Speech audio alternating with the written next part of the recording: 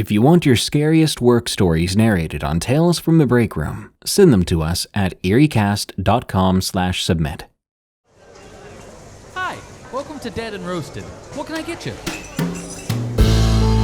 I enjoy driving to the cafe and I enjoy my ride home, but everything in between makes me want to throw coffee grounds in my eyes. Oh, hey, didn't see you there. I was just, regretting everything. By the way, I've got some very intriguing and disturbing new stories to share with you during our little break. From aliens to violent attacks, you're going to be so riled up by the end of these stories you won't need caffeine for another 6 months. These are Tales from the Break Room. Why the hotel doesn't rent to employees. From Bear. I used to work at a hotel in my hometown by the airport. I'd been told the area was rough, but didn't pay it any mind foolishly because it was better than my previous job at Dunkin' Donuts. Since this is an active case, I'll change some names, of course. I started in April of 2021 as a front desk clerk. On my first or second day of working there, I met one of the third shift girls, Susan. Susan is a young woman, very skinny, and from my shift lead, I heard she and her boyfriend live in a room with their 2 dogs. Susan was quiet even as she greeted me, and she didn't seem all there. She looked tired that day, so I chalked it up to that. After all, third shift can be a nightmare. A few days go by, and I hear from my manager that Susan had been fired, which is why her name was crossed out on the timesheet. I asked what happened, and my manager explained she had used the master key the front desk has to bypass all the door locks to go into a particular guest's room while they were out and steal their Xanax. We have cameras all around the building, so how she was caught and fired is we literally saw her go up the stairs to the room. She wasn't a bright girl. Later that same day, a police officer came by and asked if Susan lived in room 105. I told him yes, and he said he would be paying her a visit, and walked out. My coworker on schedule with me that day, Rachel, and I went to the cameras to be nosy. We saw the officer walk to the room and knock. Susan answered, and she was arrested right there on the property. We all thought it was a little funny, because how could this day get any crazier? But we had no idea just how crazy it was going to get. Later that day at around 1 p.m., we had just completed checkouts. I was looking forward to going through my final rounds of bookkeeping and paperwork before clocking out at 2 p.m. The phone rang then, and Rachel was in the bathroom, so I answered it. "Hi, this is the front desk. How can I help you?" "Is Carol there?" A gruff man's voice came through. "Yes, she is. Let me transfer you to her office phone." I punched in the numbers to have the man transferred to my manager's phone. Then I hung up the line.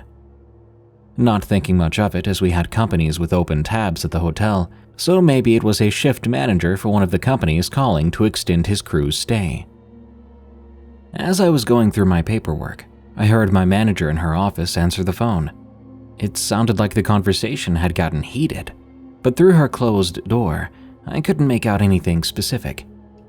I knew she hung up when she let out a big, exasperated sigh. Our phone at the front desk rang again, but this time Rachel answered. Rachel is very meek and quiet, so I didn't pay it much mind when she was very hushed on the phone. When she hung the phone up, though, I noticed she looked pale. "What's wrong, Rachel? Who was that?" "It's Susan's boyfriend.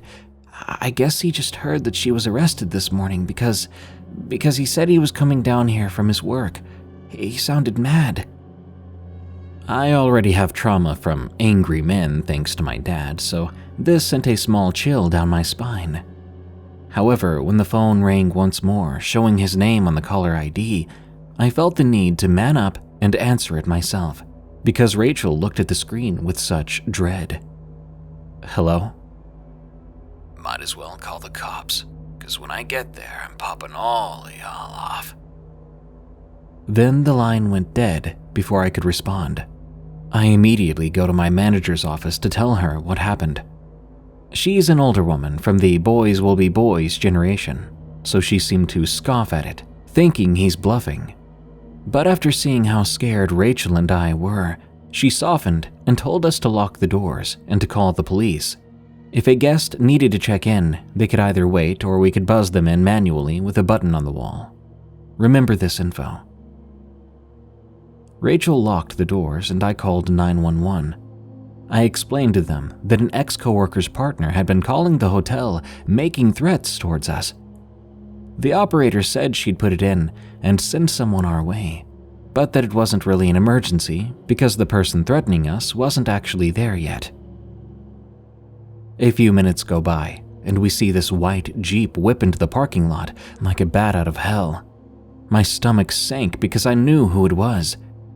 A tall, very lanky man with a buzzed head, wearing a t-shirt and ripped jeans way too big for him, exited the Jeep in a huff.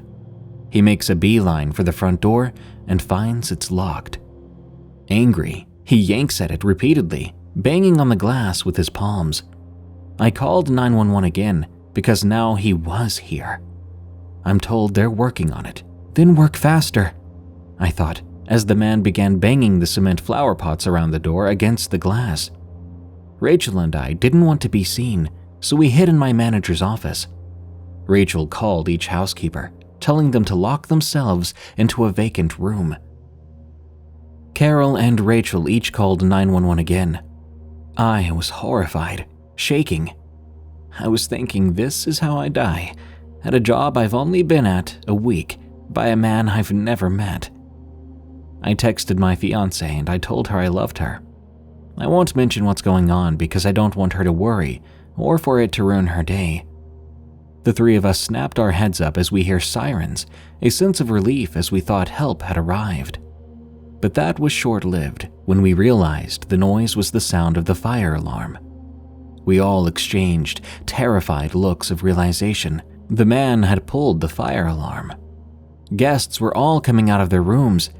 If he was really packing heat, he could mow them down right now like sitting ducks. Frantically, I dialed 911 again.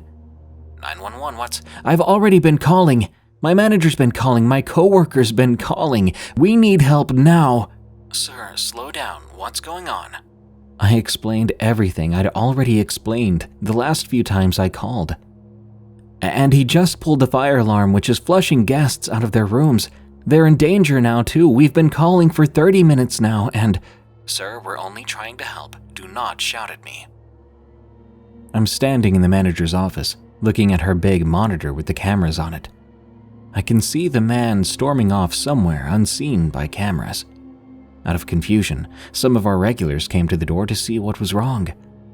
Rachel, being terrified and seeing the familiar faces, buzzed them in. I guess from where the boyfriend was, he saw the door open and raced to catch the door, getting inside before it got closed. I panicked and screamed into my phone, "He's in the building now!" What? He's there? He's been here, and he just got through the locked door. Where are the police? It looks like there's an officer on the case. Just stay calm. Easy for you to say, I thought. I had to take a moment to compliment the guts my manager had, because when the man got through the door, I saw Rachel race back to the office with me, but as he tried to chase her, my manager went nose to nose with him, blocking him from coming to the back where we were. "Ain't you woman enough to call me, huh?" he growled in her face. She didn't falter. "What do you want? You're pulling fire alarms, scaring guests. You have my workers scared. What do you want? What will make you get out?" From my view of them, I saw him grit his teeth. Then he glanced over his shoulder, looking at the guests, who for the most part were all retired Marines and looked like they'd skin him if he got any closer to Carol. Then he answered, "I want my dogs. I need a key." Carol scoffed because he caused all this trouble, all this talk, just to wuss out in the end. I'm grateful he chickened out, and I'm forever grateful that our regulars were there, because I'm not so sure he would have changed his tone had they not been there. Carol made him a one-time use key to the room and handed it to him. "This is one use. Get the dogs and leave. Now. He begrudgingly took the key, then ducked his head out of view of the piercing looks of our regulars as he exited the office. For those wondering, a cop did eventually arrive. He lazily slung his car into our lot with no sirens, no lights, 15 minutes after the guy got his dogs and left already. My manager had dropped the tough exterior she put on to face the guy and broke down in front of the officer, lamenting how she put herself in harm's way because of their slow response. The officer seemed confused and shocked. He said the incident had been reported to him as a routine call, but judging by the description of what had transpired, it should have been put in as an emergency domestic case. Rachel had already put in her notice prior to this, but after that day, she left and never came back. I should have too, but I needed the money. So I stayed there for 5 more months, but I never went into a shift without my taser and pepper spray. Now I'm also distrusting of calling the police, because what if next time they're slow to respond again, and that makes all the difference between my life and my death. Warning: the following story contains visceral descriptions of animal death. Alien on the road. From J.S. This happened to me a few years ago. To this day, it is by far the scariest thing that has ever happened to me. At the time this story took place, I had recently gotten my first job. About a week before that, I got my driver's license. I live in Europe, so we're legally allowed to drive when we turn 18, not 16 or 17 or whatever it is in America. My job at the time was operating a CNC machine for a pretty big company in my area. The pay was subpar, but I wasn't complaining, since it was my first job, and I was just happy to finally find a place that would hire me. Plus, I still lived with my parents at the time, so I didn't really have to worry about paying the bills. We would also work in shifts for whatever reason. The work wasn't hard, just boring. After I finished my shift one day, it was already about 8 or 9 p.m. It takes me about half an hour to get home. It was raining quite heavily that night, and since I was still an inexperienced young driver that just got his license a couple of weeks ago, I decided to drive much safer than usual, even though I already memorized the road by this point. I guess the fear of getting into an accident got to me, so I was driving below the speed limit. There I was, driving slowly like a turtle in my old 2001 red Golf that I got for basically nothing, driving down the same road I drove every day. At first, nothing was out of the ordinary. Since it was already so late and that road didn't see a lot of traffic, even in the daytime, I was alone on the road. Or so I thought, at least. At one point, the road becomes a straight line for about 4 or 5 miles, so thinking that I was the only one on the road, I gained a sudden gust of courage, or stupidity, and I decided to speed up a bit so I could get home much faster. Not even a full minute of me speeding had passed when something jumped in front of my car from the bushes. I hit the brakes so fast and hard, but by that point, it was already too late. The damage had been done, both to my car and to the thing I just hit. At least, that's what I thought.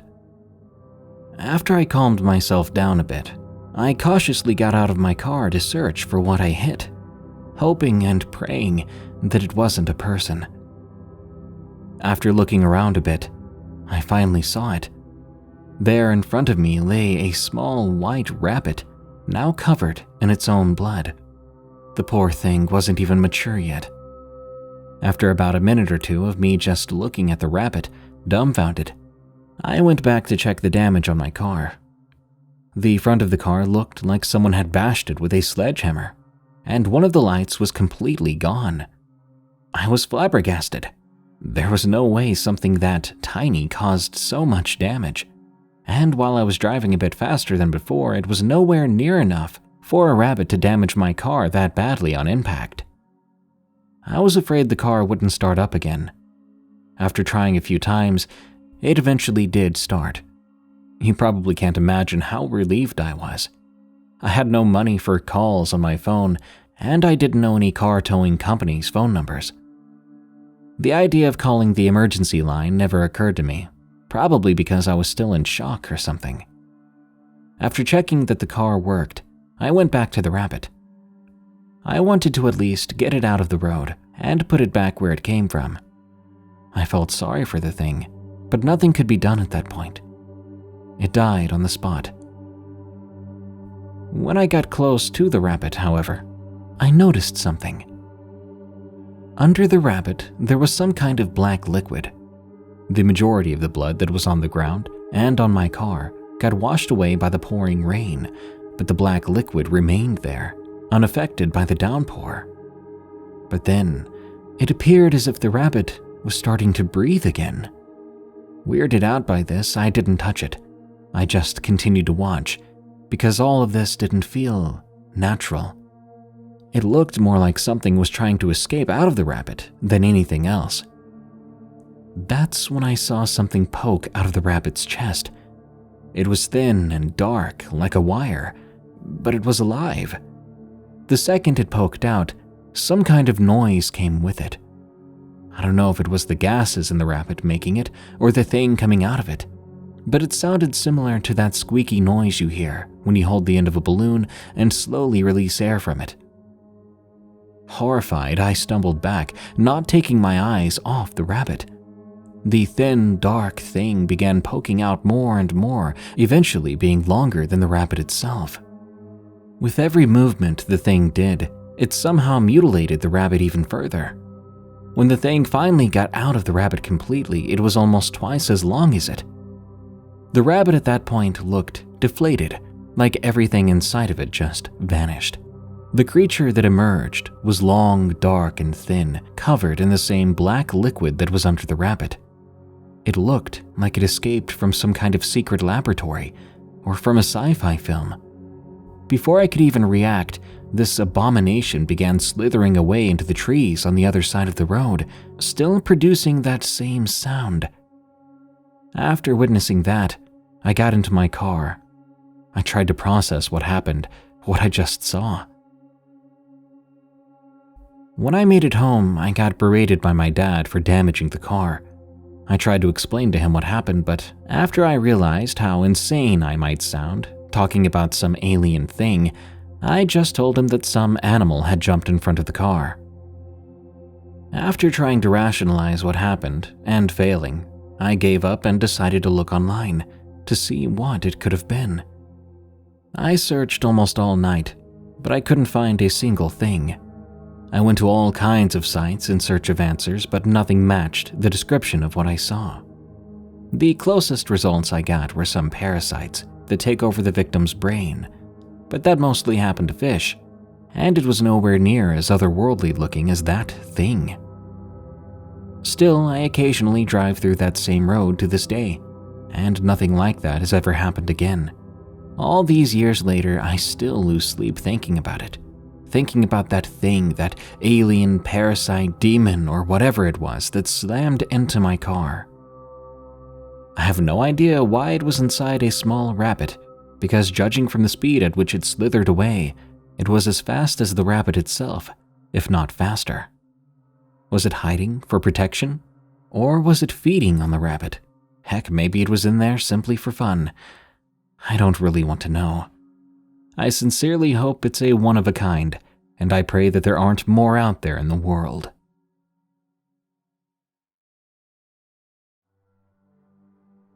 Movie Theater Hauntings, from That One Redhead.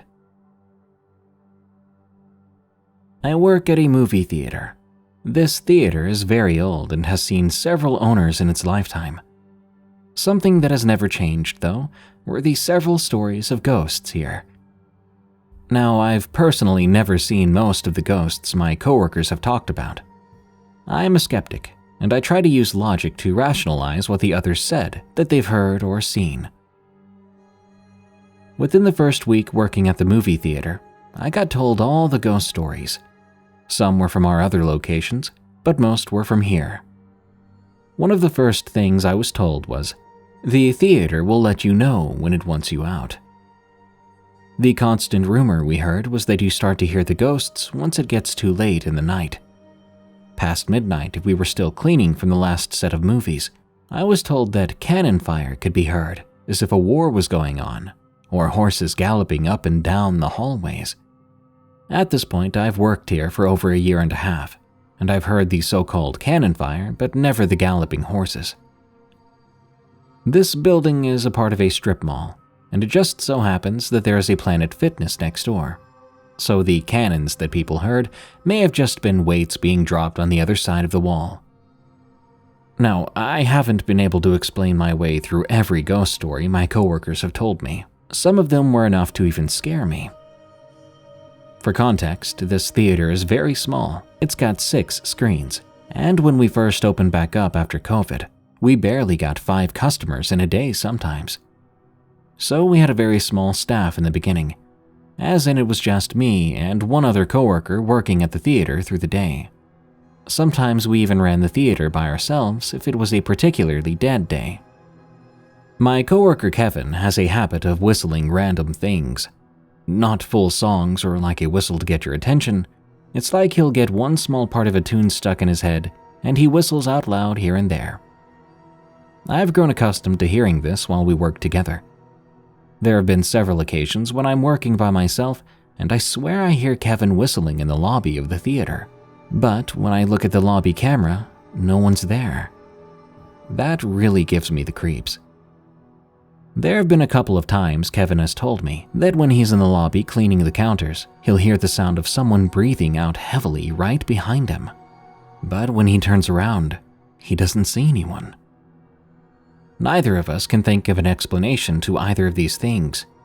We thought the heavy breathing thing Kevin heard could just be the soda machine pumping the CO2 from the tank, but we can't exactly figure out what's causing the sound.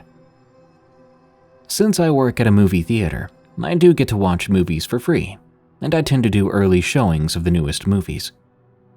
The earliest we can play the movies most of the time is midnight, the Thursday before it comes out. So me and my coworker, Kevin, decided we wanted to watch the newest movie that was coming out that weekend. The movie was Conjuring: The Devil Made Me Do It. This was back in the summer of 2021. Everything was fine until 3/4 of the way through the movie. Kevin said he thought he saw something. Since this was an older theater, it had those old fold-down seats that were uncomfortable to sit in for more than an hour and a half. No stadium seating. The particular theater we were watching the movie in was set up so when people come in, they have to walk around the edge of the room, following a half wall that separated the seats from the walkway. Kevin swore up and down that he saw something peeking its head out around the half wall, looking at us before hiding itself from our sight. I told him he was just scaring himself. I mean, we were watching a horror movie. I didn't want to take a chance though, and I kept looking at the half wall, trying to see if what Kevin had said was true. Eventually, the movie ended, the lights went up, and I didn't think about it again until my next shift.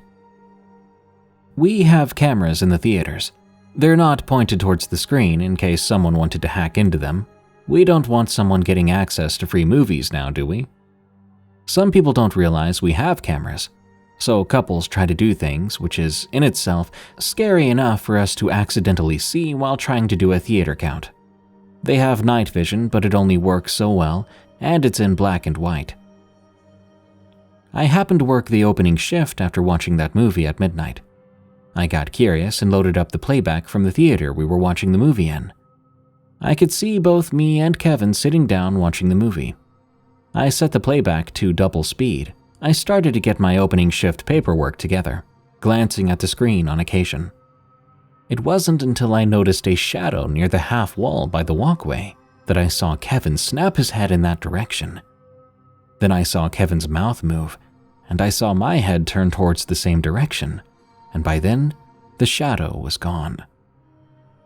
I felt a chill run down my spine as I replayed the clip several times, trying to figure out what I just saw. I couldn't deny it. There was a shadow that moved around the wall just into our sight, and once Kevin looked over at it, it dissipated into nothing. Kevin hadn't been lying about what he saw. I've got to say that is the closest I think I've come to possibly seeing a ghost. I definitely did not want to watch a movie at midnight for a while after that. I told our IT tech guy, who used to be the general manager for this location, and he told me we were either brave or stupid for watching a scary movie in Theater 6. I asked why. He told me, "You know about all the ghost stories we've told you about Theater 5? Well, we don't talk about Theater 6 because the ghost in there isn't as passive as the one in 5. Let's just say I haven't watched a horror movie in Theater 6 since he told me that. I used to work end-of-life care. From Nick. I grew up in a small suburban town in upstate New York. It's a quiet town where nothing bad usually happens, but coincidentally, nothing good ever happens either. I had just lost a job with one of the nursing homes in my late teens. My then boss, or former boss, told me I could apply to work for this other nursing home just down the road. I called, sent in my application, then I got a call back the next day to be a front desk receptionist. Back in 2011, I was making about $100 a week. Woohoo! I was working for a few weeks there when one of the nursing directors had come to me and asked if I wanted to make a bit of extra money. I said sure, who doesn't like extra money? She told me that I could sign up to apply for a few shifts of end-of-life care for patients. I said, "Okay, Mickey, can you tell me a bit about it?" She explained to me that when patients are nearing end of life and do not have family with them, staff of this nursing home can sign up and spend a few hours with them so they don't feel alone. I had some experience with death, and at that point, I was even looking to go into mortuary science. I said yes, thinking that having that on my resume would make me look good once I applied for college in the fall that year. I worked at that nursing home for a few years while I was going to community college, and I have plenty of stories. I remember the first time I had a shift for end-of-life care. It was with a woman in her late 80s. She had no family, no kids to take care of her, and I had signed up to watch her for 3 hours. Most of the staff had gone home by then. It was a bare-bones crew of roughly 10 people for 300-ish patients and one nursing director. I walked in, very scared as I had only seen my first freshly dead body a few months before at my previous job. I was still nervous. The lights were turned down low and the nurse on the floor had told me that the woman I was watching was not speaking. She was barely eating or drinking. She was likely to pass within the night. She warned me that if her heart monitor was flatlining, to pull the emergency cord near her bed and one of them would come and check on her. I nodded nervously, and I sat in a chair near her in the almost dark room with a woman I didn't know who may pass away at any second. Time went by very slowly. Every minute felt poignant, and the air was thick. There were moments where I felt like walking out, as I just did not feel comfortable. I had spoken with some women who frequently work this shift, and they gave me some advice. They told me to sit close to her, to hold her hand, to tell her that it was okay to go whenever she was ready. They told me that even if she was not physically responsive, she could hear me, and she would appreciate that someone Earthside loved her even in her darkest times. One woman even told me, "Make sure you open the window when she passes." I looked at her confused. When she saw my face, she explained, "When a person dies, a window must be opened so the spirit can leave and go to their next destination. There have been people who have not opened windows in this place, and we have hauntings because of it." After 10 minutes of sitting in the corner of the room, afraid to go near this woman, I pulled my chair up, took her hand, and immediately wished I hadn't. Her hands were cold, blue veins stark against her white, pasty skin. Her lips were chapped, almost completely blue, as if she had eaten a Freezy Pop. Her breathing was labored, and she could not open her eyes.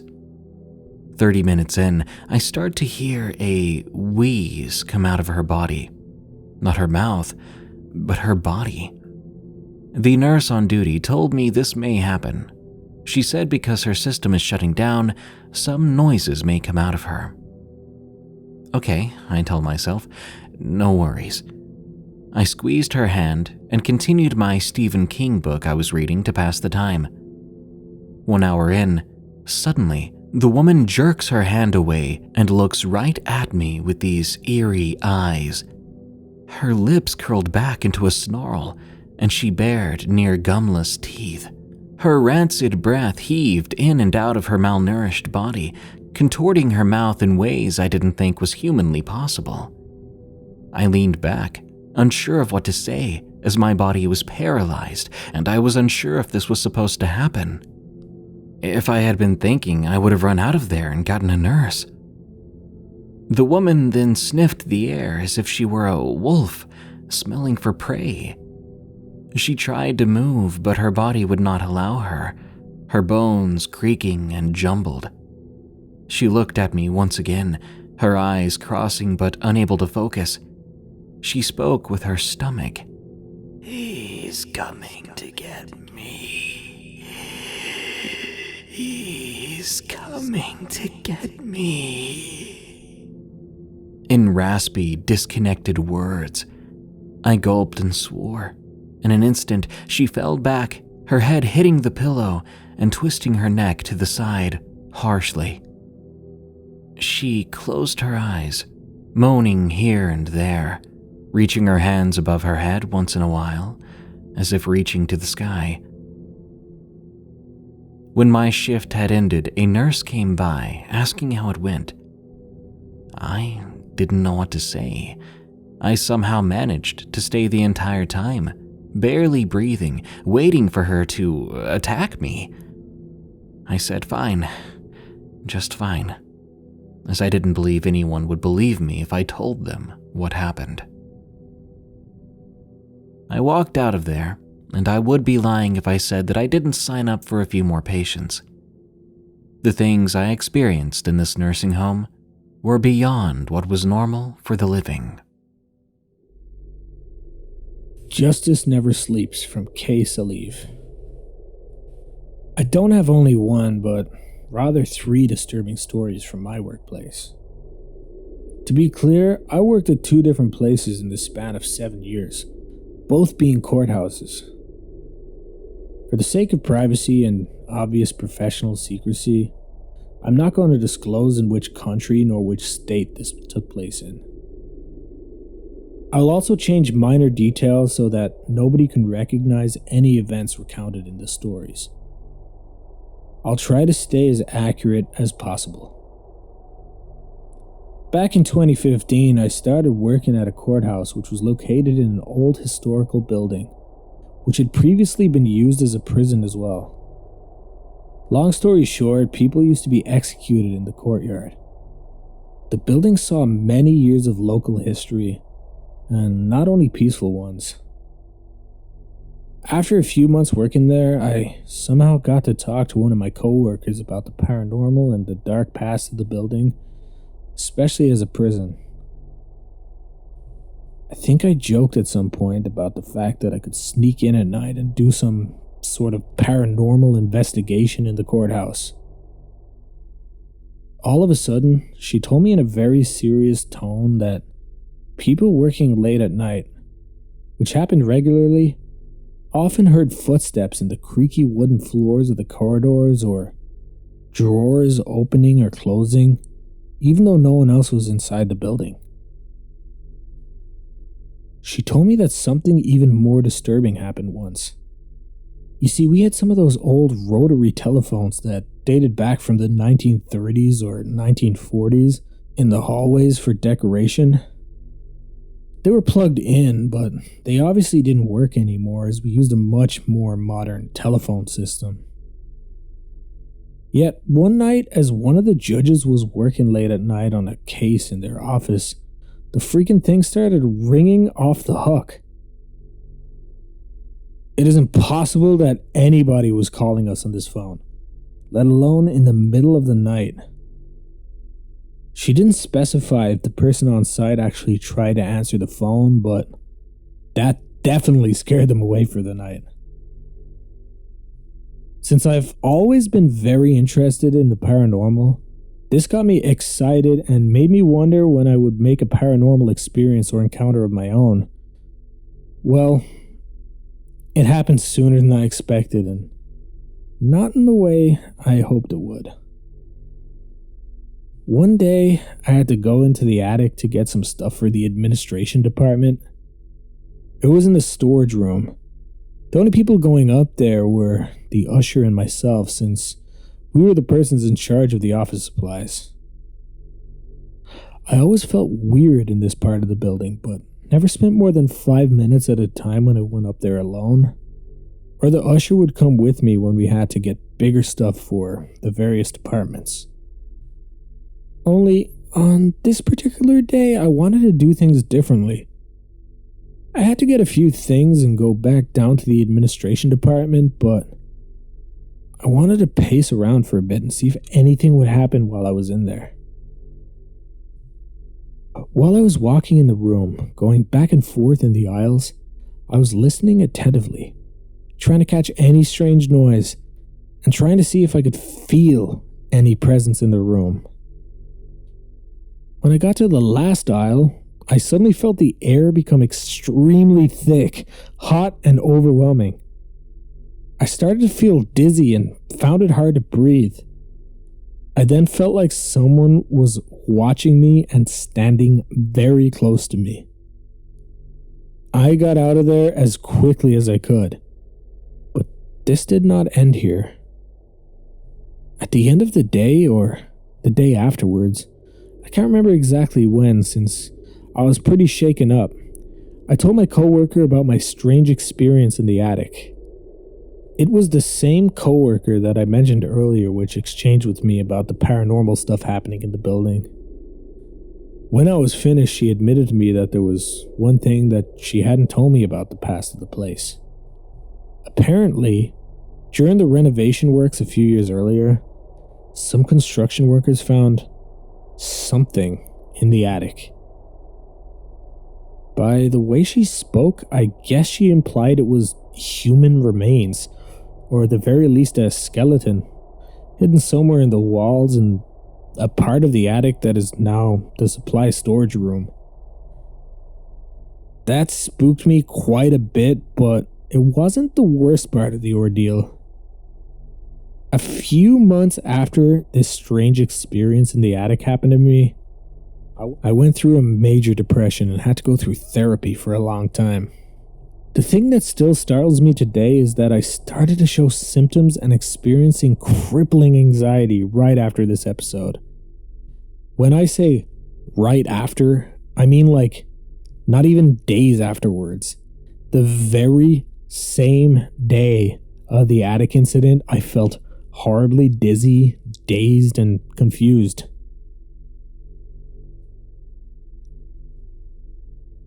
Fast forward to a few years later, and I was doing way better and got a new job at another courthouse. This one was in a very much more recent building, and I didn't really expect anything weird to happen. Now, I must specify that this time I worked in a different kind of court of law, which was often dealing with violent crimes. That means I saw my fair share of disturbing stuff. So it probably wouldn't come to a surprise to you that my first remarkably troubling experience didn't have anything to do with the paranormal. I was on my day off and I had planned to go to see my parents who lived out of town at the time. So I got out of my house and began to walk my way towards the train station to take my train. On my way there, I had to walk by the courthouse I was working at. When I got in front of it, I paused. Something was off. I saw there was a police van in front of the entrance, which was not unusual, but there was also an unmarked police car and an ambulance stationed right behind it. Now, this could mean several things. The police van is always there when they have to transport convicts that were temporarily detained before judgment, but additional police cars generally are present when backup is requested by the officers escorting the convict. That could mean that either the convict was too agitated to deal with in the first place, or that something bad had happened during the hearing, which was not that exceptional. I really couldn't make sense of the presence of the ambulance, though. I'd never seen an ambulance pulling over in front of the courthouse for any reason and became obviously worried that something happened to one of my coworkers during a hearing. Since I was well on time for my train, I decided to stay around that place for a little while, just to see if I got to see who the ambulance was for. Suddenly, 2 paramedics came out of the building, with a guy on a stretcher, who I thought I recognized but was definitely not a coworker of mine. The next day, I asked what happened to my colleagues, and they explained to me that the convict snapped during the hearing and had to be neutralized by the police and sedated by the paramedics in order to be safely evacuated from the court. So yeah, that was kinda crazy. The last thing that happened was a bit freakier in the sense that I still cannot explain, to this day, what really happened. A little while ago, the building sort of partially ran out of power.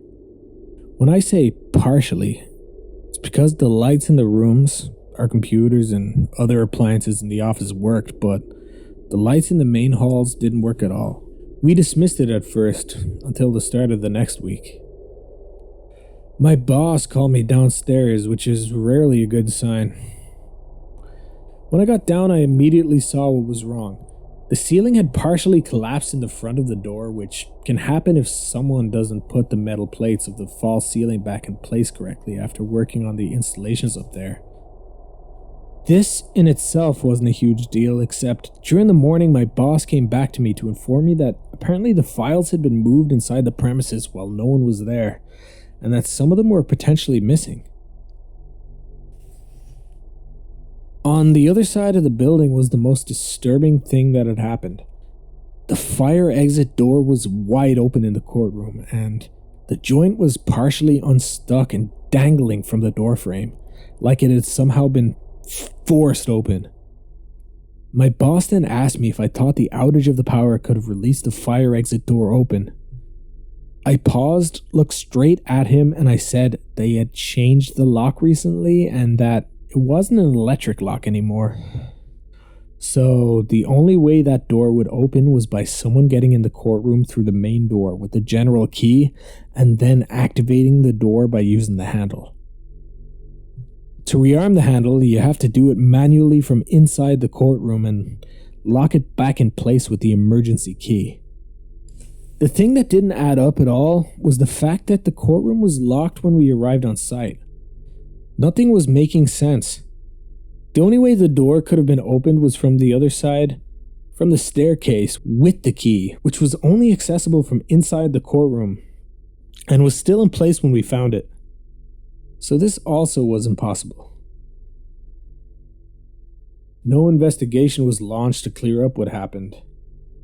In the end, we didn't find anything that was missing, nor clear evidence of a break-in, and it could very well have been the maintenance crew that moved stuff on the desks and tinker around in the false ceiling. It's also possible that one of them tried the fire door handle to see if it was locked and didn't know how to lock it back in place.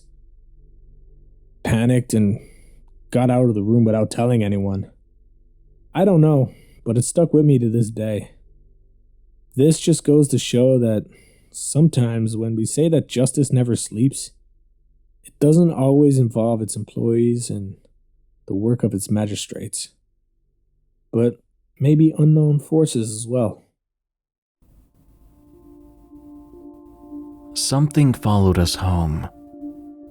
From Alexis N. Allow me to share my experience, which led to me having some major childhood trauma, all thanks to Mountain Lodge Psychiatric Center in Mahalisburg. Before I start, I do want to warn you that the story contains mentions of self-harm. To give you some background, my grandmother and grandfather had been working at psychiatric hospitals since they were 16. We basically grew up in and around psychiatric facilities, and we were used to anything and everything, or so we thought. In 2002, my grandfather took on a position at Mountain Lodge Psychiatric Center, where they lived on the premises. During school holidays, my cousin and I would go visit and explore the grounds. From the moment they moved in there, weird crap began to happen. It was a 4-bedroom house with one long hallway stretching straight down the middle of the place. You could basically see from the front door to the back door. During the April school holidays in 2003, my cousin and I went to visit my granny and grandfather. We went on one of our adventures and found a waterfall. At the foot of the waterfall, we found a skull, which apparently belonged to a female patient who had killed herself, and the hospital thought she had run away because they could not find her. Strange happenings amped up from there. We went home that night.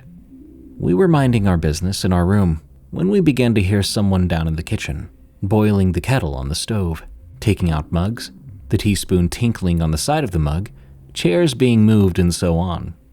My cousin and I then slowly tiptoed to the kitchen to surprise my granny. But the joke was on us because when we went down there was no one there, and everything was in its place. The kettle was ice cold, and Grandma and Grandpa were fast asleep. We went back to our room, freaked out, confused. We tried to distract ourselves by coloring in some coloring books. We didn't want to go back to bed yet, and decided to pull an all-nighter. The house was quiet until about 3 a.m. when we heard taps coming from the bathroom. I popped my head out of our room, and I saw that the lights were off, and there was no one there. I convinced my cousin to investigate with me. We checked everything out, and just as we decided to go back to our room, the toilet flushed, and I saw the silhouette of a girl in the reflection of the mirror, right behind me. Needless to say, we cuddled up next to each other with every light on that we could possibly find. The following day, we found out there was a girl who killed herself with a piece of broken mirror. Things were quiet for a while with the paranormal shenanigans, but it was simply the calm before the storm. My grandparents never had the best relationship and fought regularly, but we kind of grew used to it. After my cousin went home, their fights grew worse and worse by the day. One night I was in bed when I heard one heck of a commotion. My grandmother came stumbling out of her room trying to hold her neck together, blood gushing and dripping everywhere. My grandfather cut her throat with a bread knife and tried to kill himself by slitting his wrists. My mind blocked out what happened next. My next memory was when we visited my gran in the hospital, my grandfather only a few rooms away in recovery. The only explanation he gave for his actions was that he was taken over by something. Something had control over his hands and body. Our family moved all their things that same weekend. We found out that there was a group of individuals who were doing rituals, trying to summon something onto that property next to my grandparents' house. Maybe they were successful. Shoes under the red curtain from Leech Wife. First of all, I'm from Finland, so I apologize if my English is a bit clunky. I work in a store that sells sex toys. Examples: vibrators, plugs, lingerie, BDSM toys, porn films, etc. Our store has a wide selection of products, and we get a lot of customers from all corners of the country. Also, we get a lot of tourists, which is always a joy.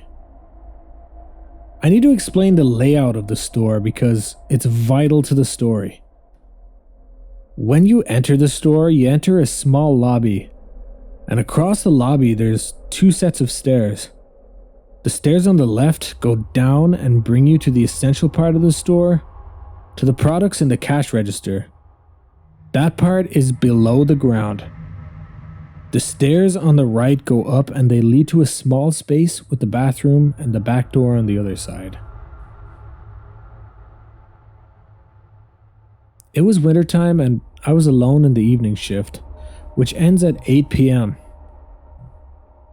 The few last hours of the evening shift are spent completely alone, and never had we had serious problems. Of course, there's always some creepy people. junkies causing trouble or shoplifters, but usually things go smoothly. Anyway, in winter it gets dark very fast and I had less than 30 minutes left to the shift, so it was quite dark outside. I was hoping this would be the type of shift that didn't include customers coming in at the last minute, because that means I won't get home in time. Of course, about 15 minutes until closing time, I hear the front door opening and a heavy set of steps coming down the stairs. Stomp, stomp, stomp. The potential customer was a man, perhaps in his 60s. I've never seen him before.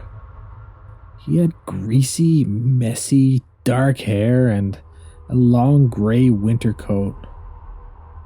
He was very tall, average built, and as he got closer to me, I could smell alcohol on his breath. He had a worn-out backpack made of leather. Nothing special attracted my attention just yet, though. "Do you have films with more extreme stuff?" he muttered and quickly just glanced at me. We do have some DVDs, but most of them are quite tame. You have to browse the collection and check the DVD covers to find if there's anything you like, but I am closing the store soon. If you want to browse them with time, you should come back another day," I answered in my usual cheerful voice. The man scratched his head and looked around. "Are we alone?" he asked. "Yeah, we are." I was a bit confused, but I know some customers are very shy and they hate to visit the store if there are any other people around, so I thought that's why he was asking that. But the man smiled. His smile was wide and kind of gave me the chills. He wished me a nice evening and he turned around and just left. Stomp, stomp, stomp. Upstairs he went. I decided this would be a fine time to take out the garbage, so I fetched it from the back room and I put a sweater on. The garbage cans are on the other side of the courtyard and I have to exit the back door upstairs to get them. If the back door happened to close on its own when I'm outside, I'd need the key to the gate to get out of the yard. The back door doesn't open from outside. I didn't remember to take the key though, or my phone. Sometimes that happens, even though it shouldn't. As I climbed the stairs to the lobby, I saw the man had not left yet. Not sure what he was doing, just standing at the front door. I wished him a nice evening and welcomed him to visit our store another time.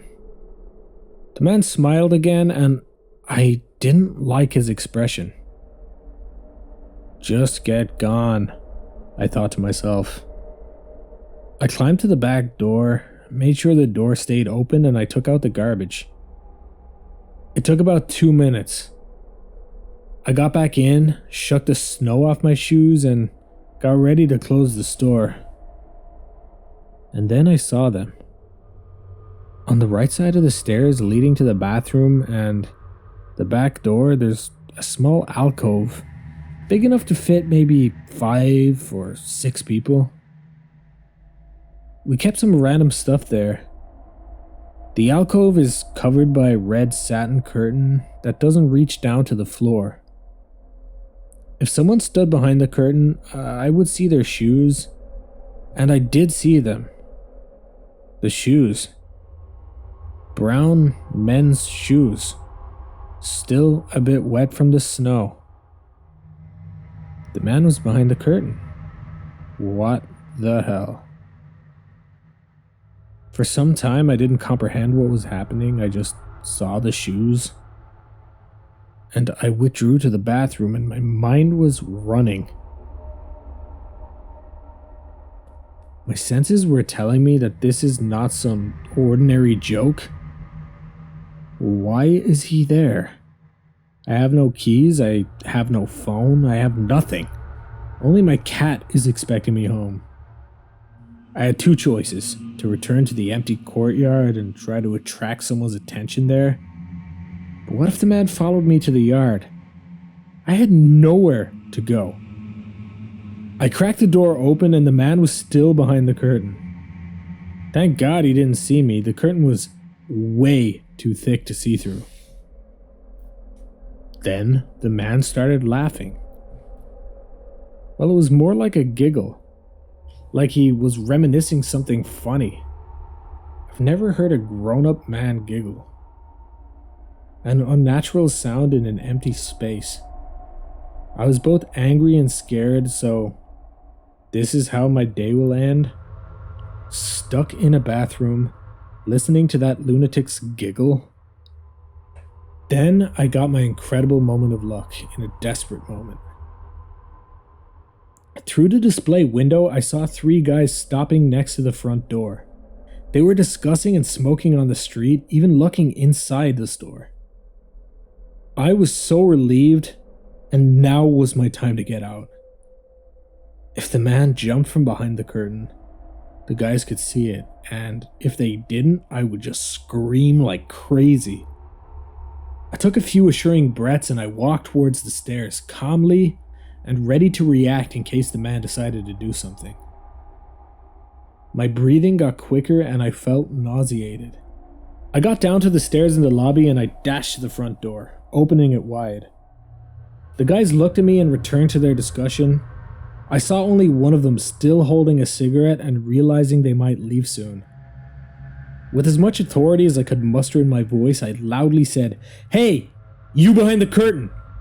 I'm closing the store now, and if the alarm isn't turned on soon, the security guards will arrive and you won't like that."